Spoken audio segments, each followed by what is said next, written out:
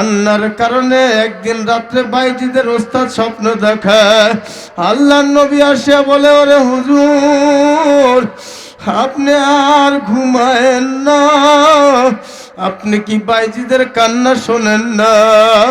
বাইজিদের মায়ের দোয়ার, বাইজিদের চোখের পানি আমার মাওলার কাছে কবুল হয়ে গেছে। আপনি বাইজিদকে ডাক দিয়ে আমি নবীর পাগড়িটা পরাইয়া দেন আর জানাইয়া দেন। বুঝবে ওই মানুষটা, যে মানুষটা ইসলামের জন্য নির্যাতিত হয়েছে, নিপীড়িত হয়েছে। ইসলামের যদি মূল্য বুঝতে চান, হযরত বেলাল রাদিয়াল্লাহু তাআলা আনহুর কাছে গিয়ে জিজ্ঞাসা করেন ইসলামের কত দাম। তিনি কালেমা পড়ার অপরাধে, ইসলাম গ্রহণ করার অপরাধে বাবা তাকে মরুভূমির উত্তপ্ত বালুর মধ্যে চিৎ কইরা শুয়াইয়া, গলার মধ্যে রশি লাগাইয়া দুষ্ট ছেলেরা মরুভূমি দিয়ে তাকে টানে। তারপরেও বেলাল ঈমান ছাড়ে না, আল্লাহর জিকির করে, আল্লাহকে ডাকে, আল্লাহর কালেমা পাঠ করে। এটাই তার অপরাধের কারণে আগুনের কয়লা মুখের মধ্যে ঢুকাই দিস, যেন সে কালেমা পড়তে না পারে। জিহ্বা পুড়ে গেছে, আল্লাহকে আল্লাহ বলে ডাকতে পারে না, আশহাদু আল্লা ইলাহা ইল্লাল্লাহ বলতে পারে না। বাজান, বেলাল রাদিয়াল্লাহু তাআলা আনহুকে যদি জিজ্ঞাসা করতেন কালেমার কত দাম, তাইলে বুঝতেন, অথবা তার জায়গা থাকলে বুঝতেন। ফেরাউনের নাম আপনারা শুনছেন নি? ফেরাউনের ঘরে একজন দাসী ছিল, বাদী। ফেরাউনের দাসী, ফেরাউনের বাদী, এক আল্লাহর উপরে ঈমান এনেছে। কার উপরে? আল্লাহর উপরে ঈমান আনার অপরাধে যখন ফেরাউন জানতে পারছে তার ঘরের মানুষ তাকে খোদা মানে না, এটা কি সে সহ্য করতে পারে? মানতে পারে? আপনার কাজের লোক যদি আপনাকে মালিক বইলা না মানে, আপনি কি তাকে ছেড়ে দিবেন? তো ফেরাউনের বাড়ির কাজের মহিলা মুসা আলাইহিস সালামের আল্লাহর উপরে ঈমান আনছে। কেন আনলো? এই অপরাধের কারণে তাকে ডাক দিছে, শোনো, তুমি ঈমান এনেছো আল্লাহর উপরে, তুমি কি জানো না আমি ফেরাউন যে দুনিয়ার খোদা? নাউজুবিল্লাহ কইবেন না। আমি এই দেশের খোদা, এই দুনিয়ার খোদা। আমার কথায় নীল নদের পানিয়া কখনো জোয়ার হয়, কখনো ভাটা হয়, আমার কথায়, আমার হুকুমে। তা আমাকে খোদা মানতে তোমার সমস্যা কোথায়? কেন মুসার আল্লাহকে খোদা মানবা?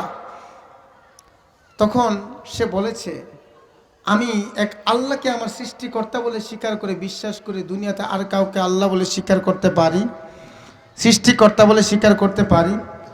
বাজান, ধর্ম নিয়ে কোনো বাড়াবাড়ি নেই, পারাপারি নেই, মারামারি নেই। হেদায়েতের মালিককে। যারা আপনার আমাকে দেখছেন বাজান, আমার এই কপালটা দিয়ে জন্মের পর থেকে কোনোদিন আমার বাবাকে আমাকে মসজিদে নিয়ে গেছে, আমার মাও নিয়ে যায় না, বাবাও নিয়ে যায় না। দেখেন আপনারা কত ভাগ্যবান, জন্মের পরে বাবার হাত ধরে, দাদার হাত ধরে মসজিদে গেছেন, আল্লাহকে সেজদা দেওয়া শিখাইছে বাবা, ঠিক না বেঠিক? যখন আপনি দুনিয়াতে আসছেন, আপনার ডান কানে আজান, বাম কানে একামত দিছে কি দেয় নাই? আমি যখন দুনিয়াতে আসছি, আমার কানে কি আজান হয়েছে, একামত হয়েছে? বরঞ্চ আমি দুনিয়াতে আসার পর আমার কানে উলু ধ্বনি দেওয়া হয়েছে, উলু কি উলু ধ্বনি দেওয়া হয়েছে, আজান হয় নাই। জন্মের পরে বাবা মা কোনোদিন মসজিদে নিয়ে যায় নাই, বরং মন্দিরের মধ্যে নিয়ে 10 হাত এরকম কি আছে না? এক হাতে ছুরি, এক হাতে কাশি, এক হাতে তরবারি, আরেক হাতে বল্লম, এইভাবে দাঁড়ায় রয়েছে। আমি তো ছোট মানুষ, মন্দিরে নিয়ে কইতেছি, এটা তোর খোদা, তোর সৃষ্টিকর্তা, তুই সেজদা কর। আমি তো বুঝি না, কিন্তু ভয় তো লাগে। যখন সেজদায় যেতাম আর কইতাম, আল্লাহ তার থেকে রক্ষা করেন, উঠতে পারি, যেতে পারি। কারণ দাও কাশি কোনটা দিয়ে মারে বলা তো যায় না। যদি খোদার সাথে বেয়াদবি হয় আর রাগ হয়ে যদি কাশি দিয়ে একটা কোপ দেয়, বাসার কায়দা আছে বাজান। ভয় পাইতাম। 1.5 হাত, একটা জিহ্বা, চেহারা কুসকুসে কালো, জয় মা কালী আছে না? আপনাদের না, আমাদের ছিল আর কি। জয় মা কালীর 1.5 হাত জিহ্বা, চোখগুলো এরকম খাড়া হয়ে রইছে, চেহারাটা কালো কুৎসিত। ভূত তো জীবনে দেখি নাই, ভূতের আকৃতি আর কি। আগের জমানায় মূর্তি পূজারীদেরকে ভূত পূজারী বলতো। কি বলতো? ভূত পূজারী। মানে উর্দু ভাষায় এগুলোকে ভূত বলা হয়। কি বলা হয়? ভূত বলা হয়। তা আমি যখন ছোট ছিলাম, 1.5 হাত জিহ্বা, এরকম দেখলে চেহারা কালা ভেটকি দিয়ে রয়েছে, ভয় পেতাম। যখন দেখতাম 10 হাত নিয়ে খাড়ায় রয়েছে এমনি, সেজদা দিতাম আর মনে মনে কইতাম যদি বেশি না হোক ধাম করে পইরা যায়। আমার উপরে বললে পাশের কায়দা আসেনি, খুব ভয়ে ভয়ে সেজদা দিতাম, কারণ সেজদা না দিলে পিছন দিয়ে আবার বাপ মায়ে বকতো, মারতো। না দিতে চাইলে ঘাট ধরে জোর করে দেওয়া হইতো, দে তোর সৃষ্টিকর্তা। আচ্ছা, আপনার তো জ্ঞানী মানুষ, ধর্মের কথা বাদ দিলাম বাবা, সাধারণ জ্ঞান আপনাদের আছে না? সাধারণ জ্ঞানে একটা প্রশ্নের উত্তর দিবেন। এই যে মাইকে কথা বলতেছি, এই মাইকটা যিনি সৃষ্টি করছে, প্রস্তুত করছে, তাকে বলা হয় মাইকের প্রস্তুতকারক, ঠিক না বেঠিক?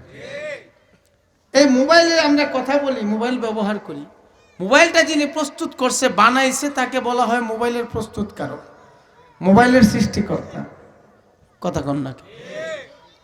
এই যে হাতের মধ্যে ঘড়িটা দেখতেছেন, ঘড়িটা যিনি বানাইছে, ঘড়ির প্রস্তুতকারক, সৃষ্টিকর্তা, যিনি ঘড়ির আকৃতি দিছে, রূপরেখা দিছে, কালার দিছে।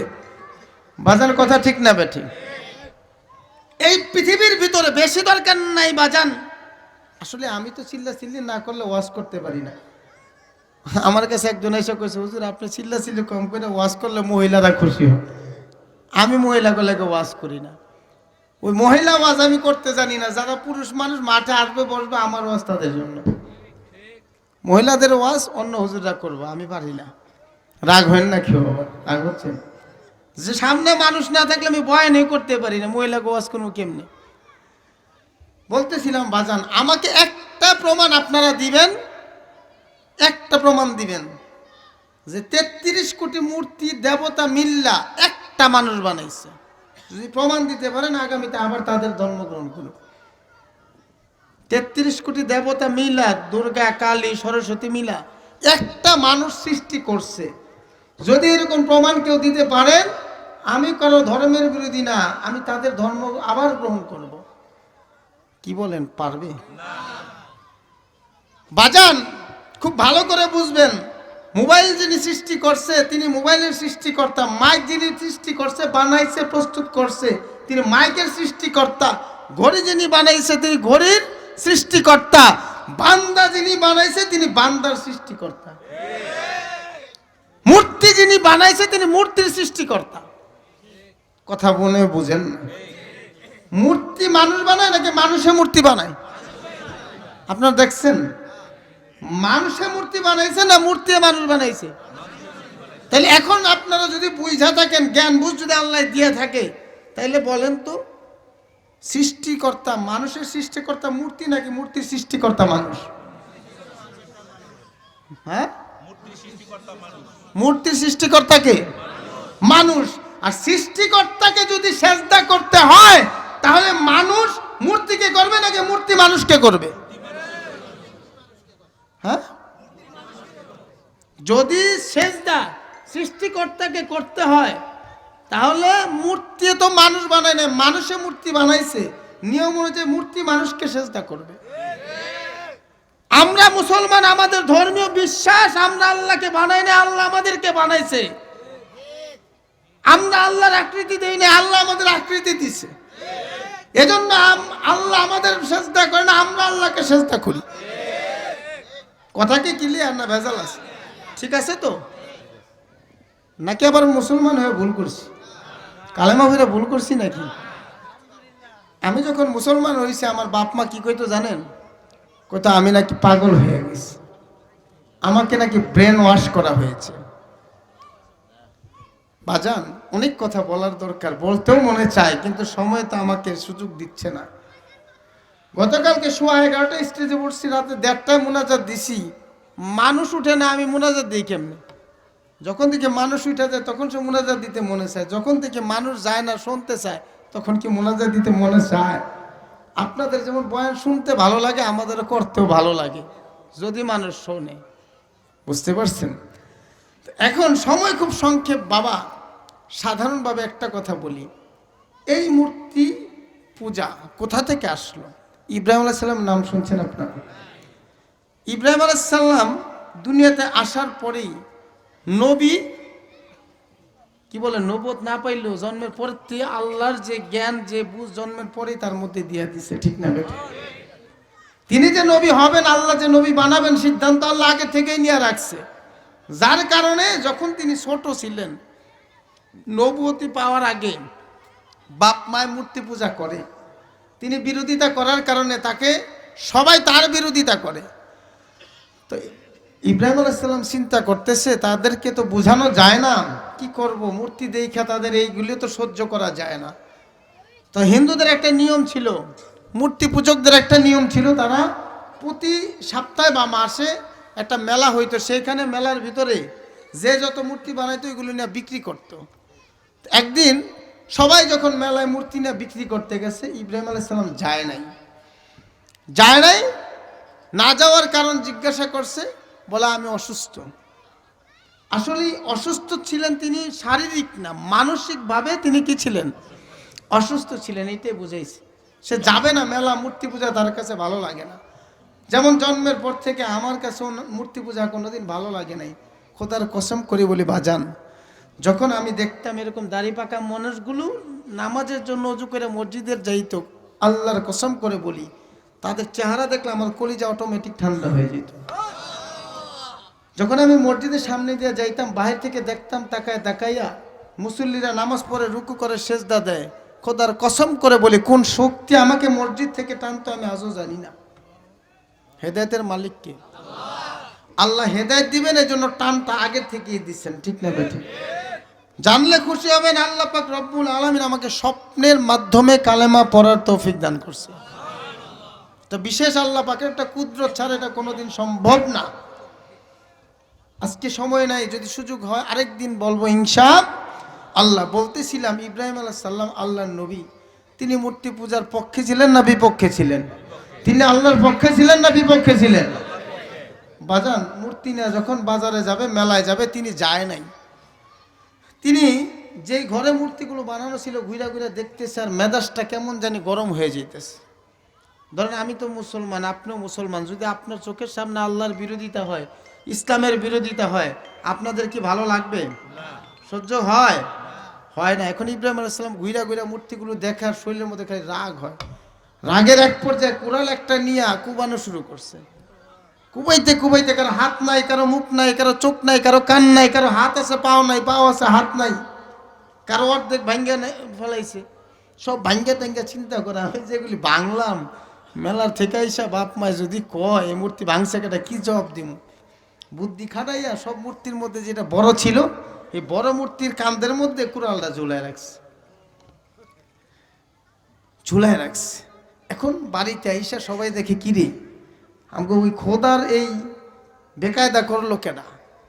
এক খোদার চোখ নাই, আরেক খোদার নাক নাই, আরেক খোদার কান নাই, আরেক খোদার পাও নাই, পাও আছে হাত নাই, হাত থাকলে আঙ্গুল নাই, মাথা আছে কিন্তু পেট নাই, পেট আছে মাথা নাই, এই কাম করলো কেনা?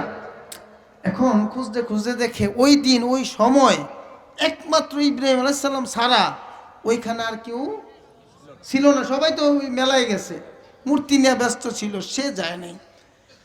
তাকে সন্দেহ করছে যে সে তো সবসময় বিরোধিতা করে, এই আকামটা মনে হয় সেই করছে। ডাইকা চাই, আজ তাকে খবর দাও, নিয়ে আস। আইনা ডাক দেয়া বলতেছে, ইব্রাহিম এই কাজটা কে করছে? বলে, কে করছে আমি কেমনে কমু, তোমরা জানো না?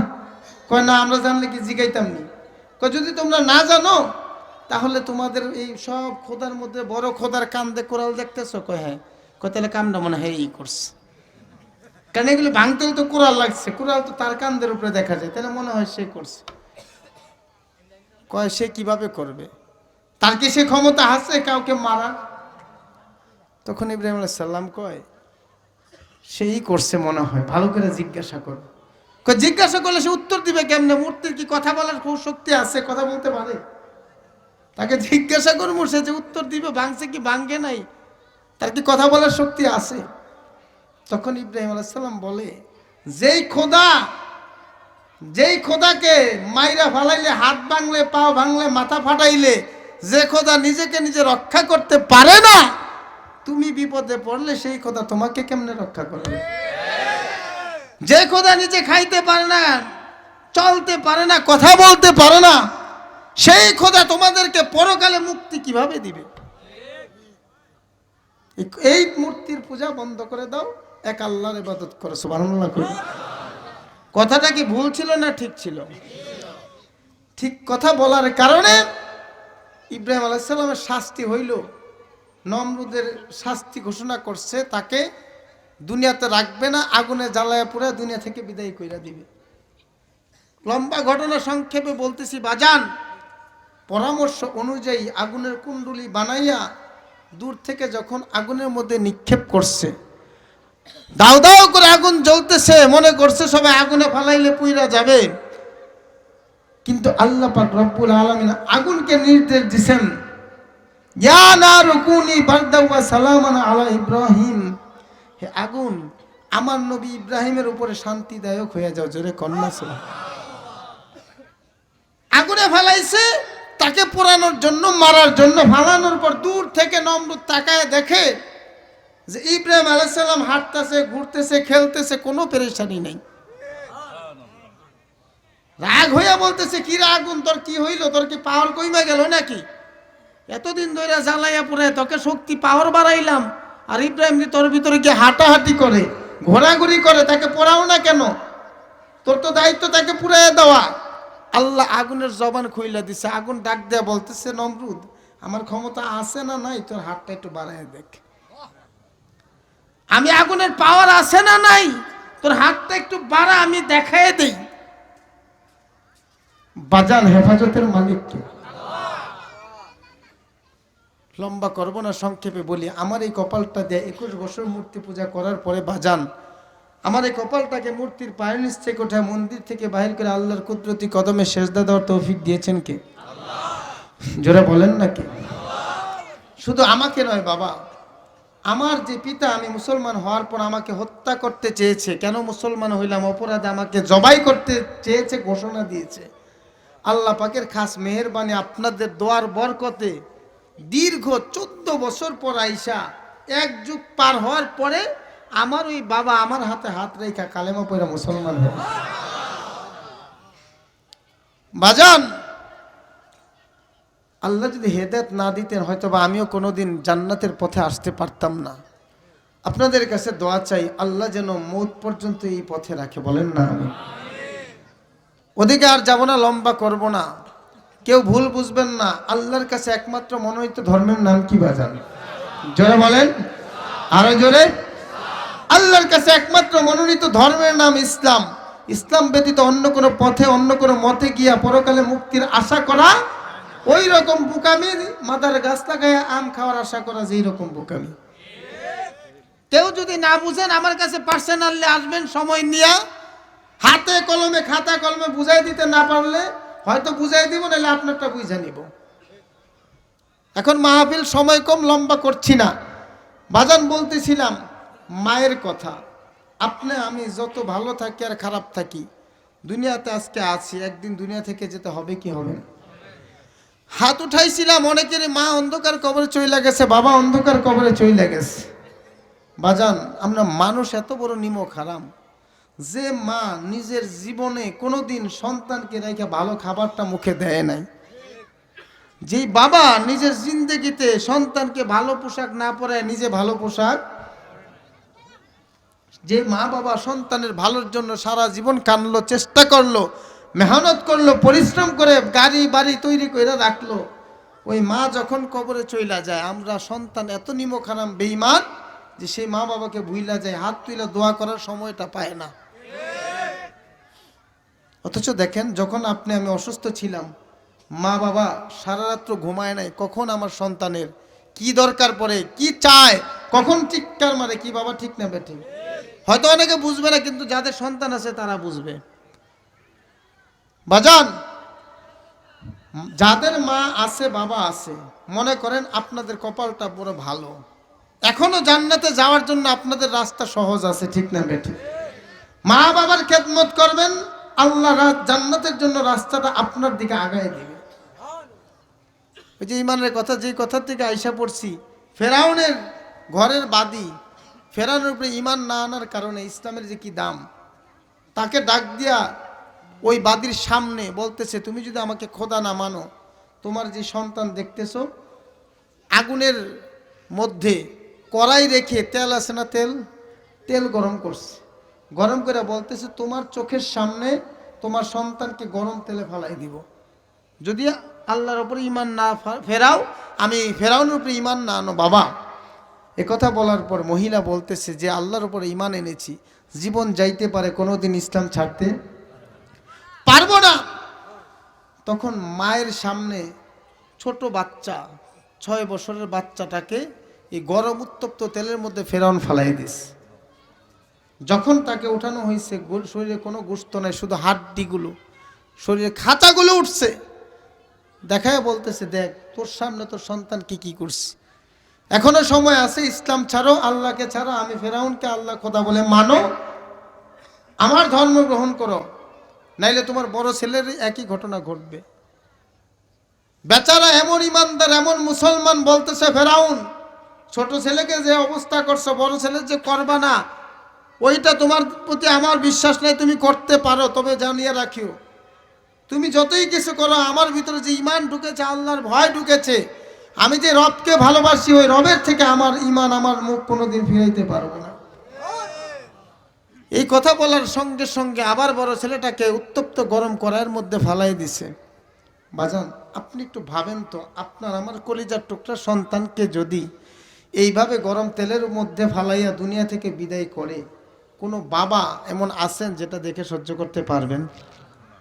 এত কষ্টের পরেও ফেরাউনের বাদী ইমান ছাড়ে না। তারপরে বলতেছে 2টা সন্তানকে আগুনে জ্বালাইলাম, পোড়াইলাম, তেলের মধ্যে গলাইলাম, তারপরে তুমি ইমান ছাড়বা না, তোমাকেও কিন্তু ছাড়বো না। ফেরাউনের বাদী হাসে আর বলে আমার 2টা সন্তানকে আপনি শহীদ করে ফেলেছেন, ভাবছেন আমাকে ভয় দেখাইবেন, আমার তার ভয় নাই, সন্তান যেদিক গেছে আমিও সেদিক যাইতে চাই, আমার সন্তানের শহীদ হয়েছে, আমিও শহীদ হইতে চাই, তবে আপনার কাছে একটা দাবি, আমি আপনার বাড়ির দাসী ছিলাম, বাদী ছিলাম, আমার সন্তানের হাড্ডিগুলো যেখানে রাখবেন আমাকেও সেখানে মাটির নিচে কবর দিয়ে দিয়েন। কথা বলার সঙ্গে সঙ্গে তাকেও ধরে ওই উত্তপ্ত গরম তেলের মধ্যে ফালাই দিছে। মা সন্তানের হাড্ডিগুলো একত্রিত কইরা কবরে রাখছে। এত কষ্টের পরে যে মানুষটা ইমান ছাড়ে নাই, ওই ব্যক্তির ইমান আর আপনার আর আমার ইমান সমান হবে কোনোদিন? বলে এই ঘটনা তো আমরা দেখি নাই, কিন্তু ঘটনা তো মিথ্যা হইতে পারে। 3 জনকে পোড়ানোর পর, জ্বালানোর পরে ফেরাউনের নিজের স্ত্রী আসিয়ার কাছে গেছে, গিয়া বলতেছে তুমি কি খবরটা শুনেছ?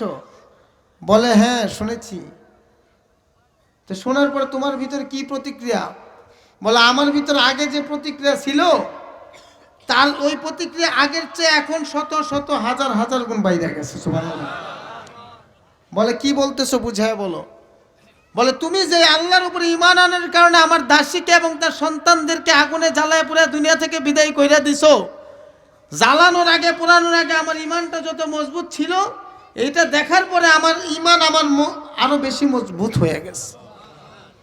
ফেরাউনের মাথা গরম হয়ে গেছে। হামানকে ডাক দিয়ে বলে বন্ধু আয়, আমি তো বিপদে আছি, সারা দেশের মানুষ আমাকে খোদা মানবে দূরের কথা, আমার ঘরের দাসী বাদে আমার বউ তো মানে না। ঘরের বউ যদি কারোর নেতা বইলা না মানে, তার বিরোধিতা করে অন্য মানুষ মানবে? বিপদে পড়ছি, কি করবো বন্ধু, পরামর্শ দে। হামান কয় আপনার তো স্ত্রী, ডাইরেক্ট তো আগুনে ফালানো যায় না, তাকে একটু সুযোগ দেওয়ার দরকার। বলে হ্যাঁ তা ঠিক আছে, কি করা যায়? বলে আগে তাকে আপনি কাজ করেন, আপনি আগে একটা ওই শুলি বাচ্চর বানান, বানাইয়া খাম্বার সাথে তার হাত 2টাকে বাঁধেন, বাইদা মানুষের সামনে উলঙ্গ করেন। এতে যদি তার ভিতরে ভয় না ঢুকে, লজ্জায় যদি সে না ফেরে, পরবর্তী পদক্ষেপ আস্তে আস্তে নেব। ফেরাউনের স্ত্রী আসিয়াকে উলঙ্গ কইরা খাম্বার সাথে এরকম হাত বাইধা তখন জিজ্ঞাসা করতেছে এখন কি করবা, ঈমান ছাড়বা না তোমাকে দুনিয়া থেকে তাদের মতো বিদায় কইরা দিমু? ফেরাউনের স্ত্রী আসিয়া বলে উলঙ্গ না শুধু, যদি জীবনও যায় ঈমান ছাড়তে পারবো? বাজান পরক্ষণে তীর দিয়া নিক্ষেপ করে, হাতে পায়ে বিভিন্ন জায়গায় যখন তীর দিয়া নিক্ষেপ করতেছে, পচপচ করে শরীর থেকে রক্ত বের হয়। আর ফেরাউন জিগায় এখন তোমার কাছে কেমন লাগে বলো, এখনো সময় আছে, ঈমান আমার উপরে আনো, আল্লাহর উপর থেকে সরাও, নাইলে কিন্তু তোমাকে বাঁচতে দেব না। এই কথা শুই না ফেরাউনের স্ত্রী আসিয়া হাসে আর বলে ফেরাউন আমি যা দেখি তুমি তো তা দেখো না। ফেরাউন আশ্চর্য হয়ে গেছে, কি দেখো তুমি হাসতেছো? আসিয়া বলে, তুমি যে আমাকে আঘাত করতেছো, প্রতিটা আঘাতে আঘাতে আঘাতে আঘাতে আল্লাহ জান্নাতকে আমি আসিয়ার দিকে আগায় দিতেছে। আমি দেখতেছি তুমি যত আঘাত করতেছো জান্নাত তত আমার দিকে আসতেছে, আগায় আসতেছে। তুমি আমাকে শেষ করে দিবা, তখন আমি আমার আল্লাহর জান্নাতে চলে যাব। বলেন না সুবহান। আজান, এতগুলো কথা বলার অর্থ হলো ঈমান কি জিনিস, ইসলাম কি জিনিস, এটা যদি বুঝতে হয় আসিয়ার বাদীর কাছে যাইতে হবে, আসিয়া রাদিয়াল্লাহু তাআলা আনহার কাছে যাইতে হবে। বাজান বেলাল রাদিয়াল্লাহু তাআলা আনহার কাছে যাইতে হবে। তাদের কাছে গিয়ে যদি জিজ্ঞাসা করেন তাহলে বুঝতে পারবেন ঈমানটা তাদের কত দামি ছিল, কেন তারা জীবন দিয়েছে, কেন তাদের সন্তানের জীবন চোখের সামনে গেছে, ঈমান ছাড়ে নাই। তারা জানে ঈমানের কত দাম। বাবা ঠিক না বেঠিক? আজকের মাহফিলে সমাপ্ত পরিশেষে একটি কথা বলতে চাই, যাদের মা আছে মায়ের দোয়াটা নিও বাবা। কারণ মায়ের দোয়া ছাড়া তুমি নিজেকে যত বড় ভাবো আর বড় মনে করো, তুমি কোনোদিন অগ্রসর হইতে পারবা না। কেন? মায়ের দোয়ার এত দাম। আপনারা দেখেন না বিভিন্ন মাদ্রাসার ছাত্রদেরকে পাগড়ি পরায়। এই যে পাগড়ির পরানোর ইতিহাস কোথা থেকে শুরু হইল শোনেন। বাইজিদ বুস্তামি রহমতুল্লাহ নাম শুনেছেন আপনারা? বাইজিদ বুস্তামি রহমতুল্লাহ আলাই যখন ছোট ছিলেন তার বাবা দুনিয়া থেকে বিদায় হয়ে গেছে। বাইজিদ বুস্তামি রহমতুল্লাহ আলাই এতিম, বাবা নাই। আপনারা এদিক ওদিক তাকান কে? আমার দিকে তাকান, নাকি খারাপ লাগে? ছেড়ে দিমু? টাইম কিন্তু শেষ, বললে উঠা যেতে পারি। খারাপ লাগে আপনাদের? এমনি তো ছেড়ে দেব, অল্প একটু সময়, এদিক ওদিক তাকান না। বাইজিদ বুস্তামি রহমতুল্লাহর বাবা দুনিয়ায় নাই। মায়ের মনের মধ্যে বড় আশা। তিনি শুনেছেন যে সন্তান যদি মা বাবার জানাজার নামাজ পড়ায়, বাবা মার জীবনে গুনাহ মাফ করে দিবেন কে? এই আশা নিয়া তার মনে আরেকটা আশা, সন্তান যদি আলেম হয়, হাফেজ হয়, আলেম এবং হাফেজের বাবা মাকে আল্লাহ নূরের টুপি পরে হাসরের ময়দানে উঠাবে। এইটা জানার পর, শোনার পরে তার মনের মধ্যে বড় আশা, আমার ছেলেটা যদি হাফেজ হইতো, আমার ছেলেটা যদি আলেম হইতো, আমি কতই না ভাগ্যবান হইতাম। সেই আশায় সন্তানকে মাদ্রাসার মধ্যে নিয়া ওস্তাদের কাছে দেয়া বলতেছে, হুজুর আমার মনের মধ্যে বড় আশা আমার সন্তানটা আলেম হবে, তাকে আপনার মতো বড় আলেম বানায় বাড়িতে পাঠায়েন। বাজার মাদ্রাসায় রাইখা মা বাড়িতে চইলা আসছে। একদিন, 2 দিন, 3 দিন, 6 মাস যখন পার হয়ে যায়, বাইজিদ বুস্তামি রহমতুল্লাহর বাবা দুনিয়ায় নাই। মাকে যখন 6 মাস ধরে দেখে না, বাইজিদ বুস্তামি রহমতুল্লাহ আলাইহি চোখের পানি ফেলায় আল্লাহর কাছে কাঁদে আর বলে, মাবুদ গো, এই দুনিয়ায় আমার মা নাই, আমার বাবা নাই। জন্মের পরে ছোটবেলায় বাবাকে হারাইছি। 6 মাস আগে আমার মা আমাকে মাদ্রাসায় রাখিয়া চলিয়া গেছে। 6 মাস ধরে মায়ের চেহারা দেখি না রে মালিক। মায়ের জন্য মনটা বড় কাঁদে। দৌড়াইয়া ওস্তাদের কাছে গিয়া বলে, হুজুর প্রতিদিন বিকাল বেলা ছাত্রদের মা বাবা এসে তাদেরকে আদর করে চুমু দেয়, আর আমার মা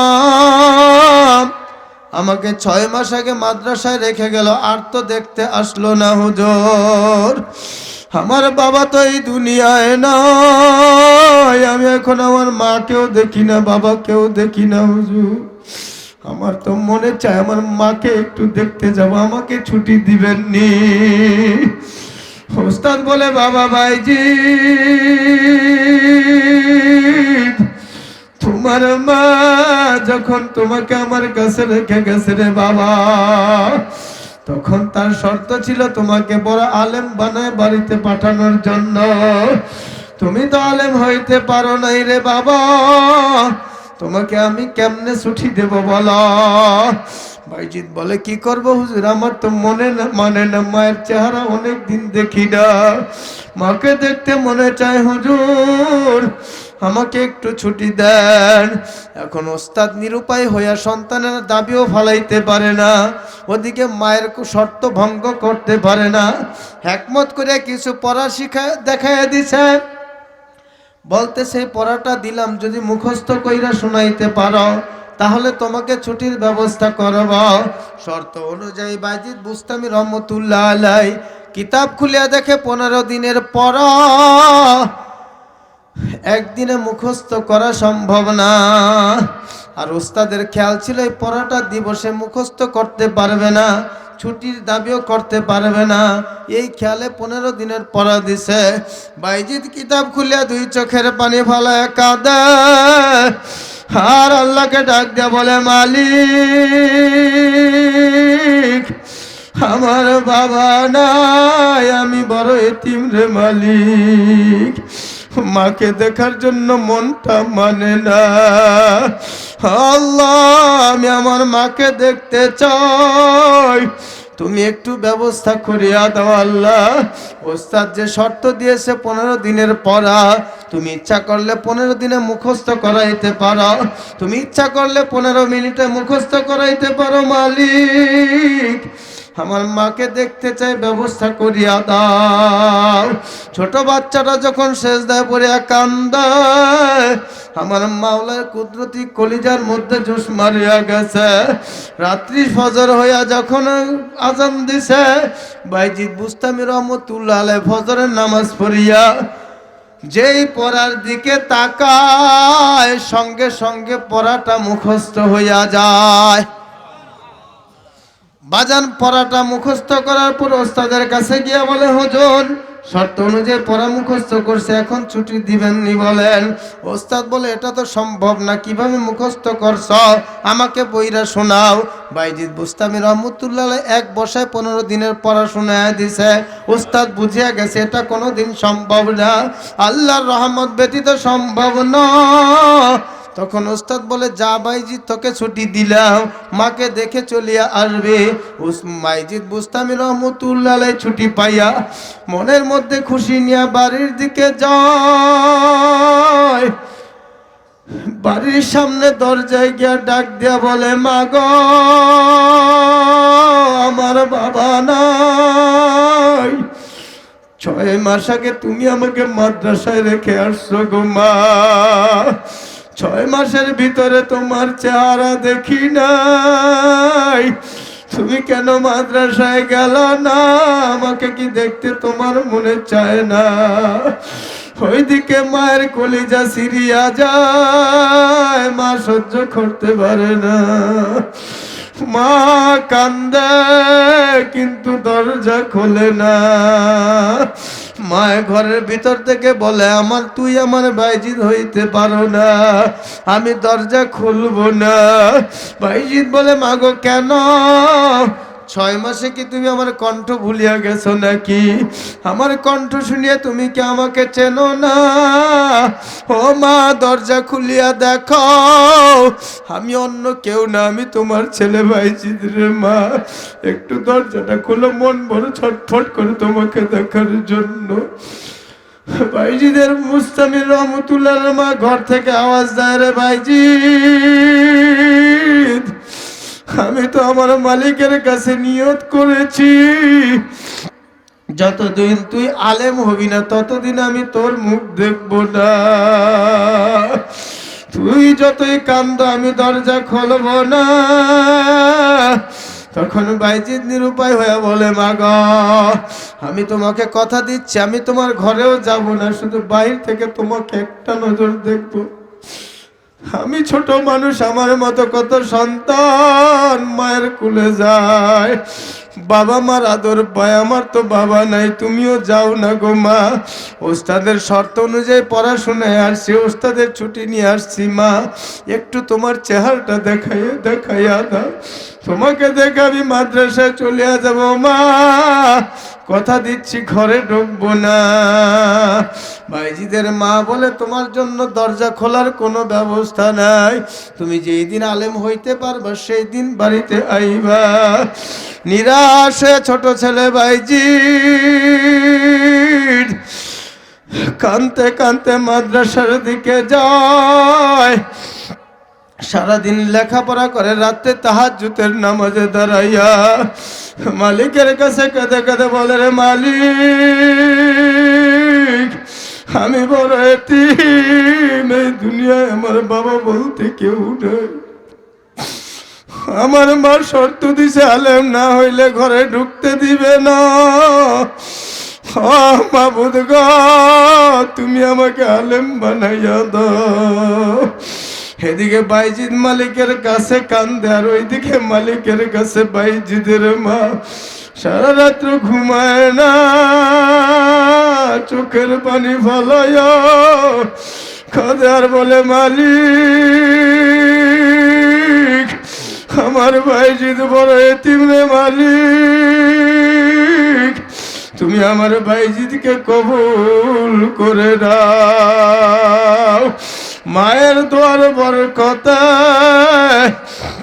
যখন বাইজিদের বয়স 18 হয়ে যায়, আল্লাহর কাছে এমন ভাবে তারা কেঁদেছিল রে ভাই, ও পর্দার আড়ালের মা, ওরে সন্তান, কান্নার কারণে একদিন রাত্রে বাইজিদের ওস্তাদ স্বপ্ন দেখে। আল্লাহর নবী আসিয়া বলে, ওরে হুজুর, আপনি আর ঘুমায়েন না, আপনি কি বাইজিদের কান্না শোনেন না? বাইজিদের মায়ের দোয়ার, বাইজিদের চোখের পানি আমার মাওলার কাছে কবুল হয়ে গেছে। আপনি বাইজিদকে ডাক দিয়ে আমি নবীর পাগড়িটা পরাইয়া দেন আর জানাইয়া দেন বাইজিদের নাম মাওলার দরবারে আলেম হিসাবে লেখা হয়ে গেছে, তাকে আর লেখাপড়া করা লাগবে না। আমি নবীর পাগড়িটা তাকে পরাইয়া দেন। নবীর পাগড়ি পাইয়া হুজুর যখন ঘুম ভেঙে গেছে, ঘুম থেকে উঠিয়া তাকাইয়া ওই পাগড়িটাকে বুকের মধ্যে নিয়ে জড়াইয়া ধরিয়া একবার চুমু দেয় আর ডাক দিয়া বলে, রে বাইজিদ, তোর চোখের পানি আর তোর মায়ের দোয়া আমার মাওলা ফেরায় নাই। আমি ওস্তাদ হইয়া যেই বরকত পাই নাই রে বাইজিদ, আমার আল্লাহ তোকে আমার চেয়েও বেশি বড় নেয়ামত দিয়া দিছে রে বাইজিদ।